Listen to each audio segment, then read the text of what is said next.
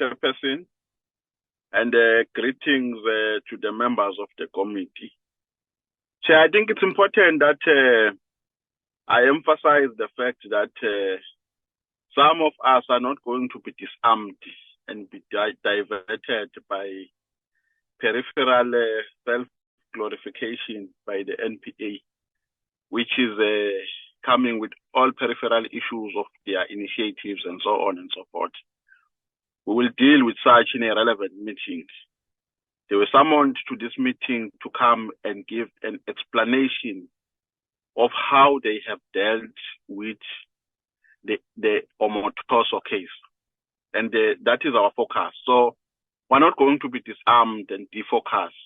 Our focus is on the Omotoso case and how the NPA has conducted and has played its supervisory role in ensuring that it scores success in this case. And furthermore, Chair, I think two narratives have been vindicated here. The first narrative is a narrative of the MK Party, the organization which I represent, that holistically the NPA, because of its weak incumbent, is weak and is an impediment to a successful prosecution of critical cases that should be thoroughly prosecuted in favor of the victims, in particular in this context of the victims of gender-based violence. That is number one.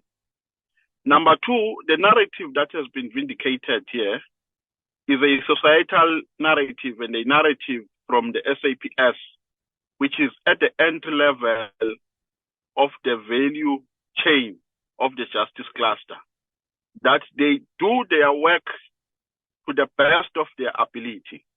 But the work that they do is always sabotaged by the NPA because they arrest accused today and on the following week they are released because there has been no successful prosecution. That is number two. So the police here, in our belief, tried their level best, their highest level best, to do their work, because in the report that has been tendered here by the NPA, there is no concern on the work that was done by the police. Whenever we've not been told of a document, of a docket which came with defects, but the demise here is solely on the incompetency of the NPA. So the police here have been failed before I even go to how the accused have been failed. So we are vindicated as the MK Party, and this justifies our call for the immediate removal of the current NDPP advocate Batoyi. We've been making that call that she must vacate the office with immediate effect, and we're not shocked, by the way, by these outcomes and by the judgment which has been given on this matter, because we once asked about a very prominent case when Advocate Batoyi appeared on this committee, and she said to us she doesn't know about that case, a case which is broadcast, a case which appears on the media on a day-to-day basis, a case which is being heard in a province which has a scourge of political killings, the case of Cindy Somakat.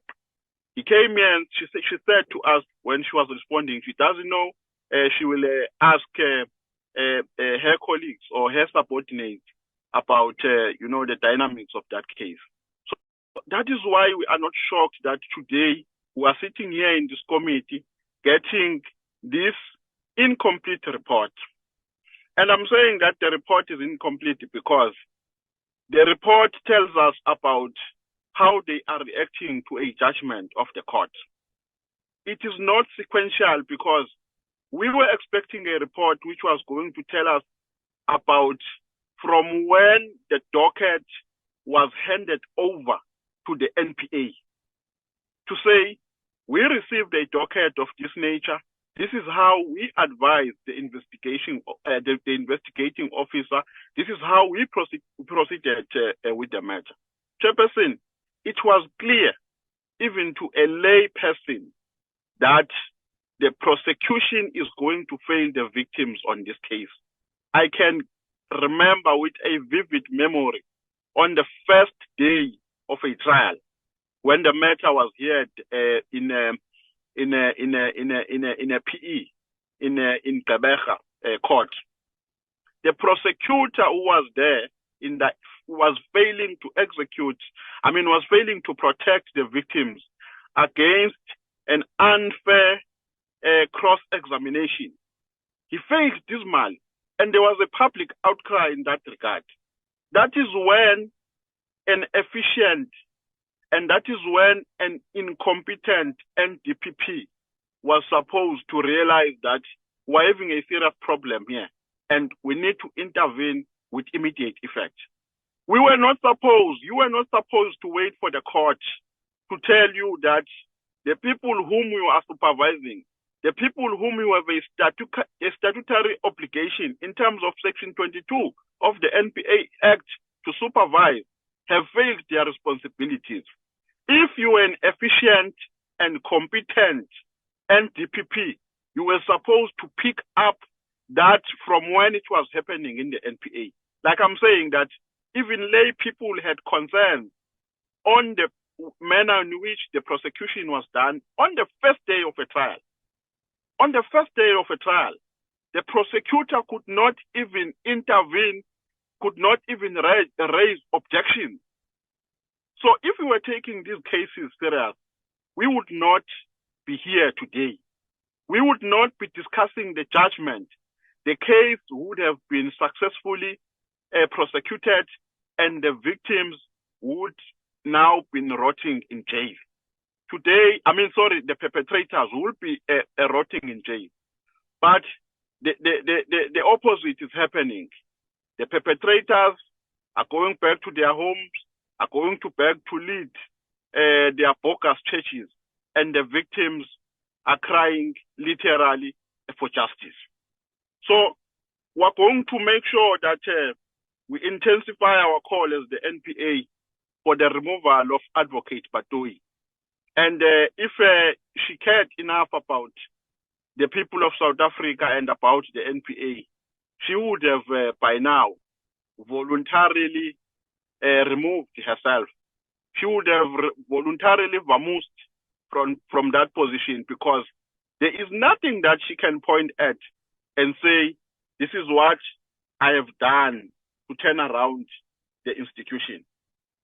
Chairperson, what I want to ask here is, when you appointed the prosecutor for this case, the first prosecutor, what considerations did you make in terms of the skills and the expertise? Because remember here, this was not an ordinary case, and this is a case which actually was giving you an opportunity as the NPA to showcase the strength that you have. Because remember, there is loss of confidence in this entity. No one has confidence in the NPA, besides perceptions that the NPA has been reduced to a ball that is used to play political football. But in terms of prosecutorial work now, on a day-to-day basis in court, no one has confidence that they execute their work with the best of their ability. Now, what considerations did you make when you appointed that prosecutor who was handling the case? Two, I vehemently disagree with your logic of saying that you did not initiate investigations because a trial was underway, and an investigation, had it been initiated when the trial was underway, was going to tamper with the trial. I vehemently disagree with that, and I think that is where you lost it. Besides the fact that you failed completely and dismally to execute your statutory obligation, but in this context, You failed because you were supposed to initiate the investigation immediately after the complaints were brought to your attention.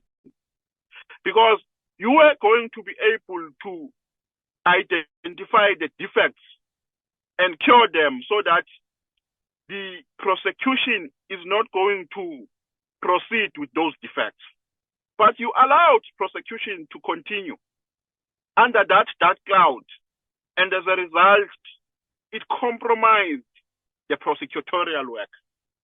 So I completely and vehemently disagree with that logic. You should have handled this matter better.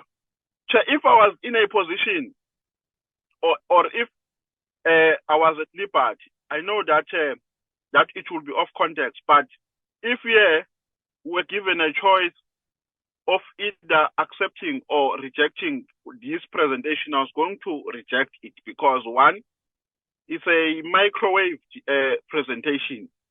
They have cooked a presentation. It's an after-the-fact presentation. It does not give a sequential explanation of how the matter was handled from the word go until the judgment was given. Who was the SPP, how the matter was supervised, how many reports were tendered to the NPA about this matter. All we are hearing here is the appointment of senior advocates, is the appointment of so-and-so to investigate this. We're not interested in that wasteful expenditure because that is wasteful expenditure. It's wasteful expenditure because you are investigating matters that should have been detected during the course of the prosecutorial work of this matter. It's wasteful expenditure. So this report, Chair, we vehemently denounce it. And if we had liberty, we were going to direct the NDPP to go and compile a conclusive report in this regard. Because this is not a report, what we've been given here. It's a mini-skirt report, a microwave report, which lacks sequence. It doesn't give us a full insight of what transpired in the case, who was at fault. So, Chairperson, I'm very disappointed, and I'm not shocked for being disappointed. I've prepared myself for being disappointed today because at no stage where the NDPP has ever come to this meeting and tender any progressive report. As usually, we have indicated that this work has not been done properly. And here, the only people we worry about and whom we sympathize with are the victims. Thank you very much, Chair.